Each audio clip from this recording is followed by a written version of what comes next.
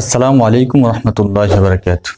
প্রিয় দর্শক, এখন আপনাদের সামনে কুরবানি বিষয়ে যে মাসালাটি বলা হবে তা হলো কোন কোন পশু দিয়ে কুরবানি করা যাবে। হাঁস এবং মুরগি দিয়ে কুরবানি করলে কুরবানি সঠিক হবে কিনা। আর উত্তর হলো বড় পশুর মধ্যে 3 ধরনের পশু রয়েছে এবং ছোট পশুর মধ্যে 3 ধরনের পশু রয়েছে। এগুলো দ্বারা কুরবানি করলে কুরবানি হয়ে যাবে। বড় পশুগুলো হলো ওট, গরু, মহিষ। তবে মহিষের ব্যাপারে ওলামায়ে কেরামদের মধ্যে সামান্য ইখতিলাফ রয়েছে।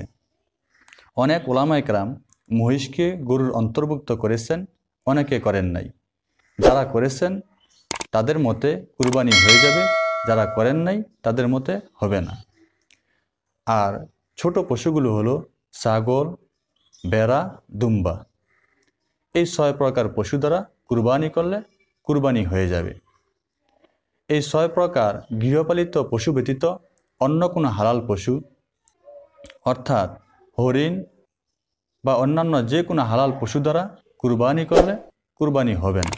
কারণ এই 6 প্রকার গৃহপালিত পশুর কথা হাদিসে পাকের ভিতরে স্পষ্টভাবে বর্ণিত রয়েছে।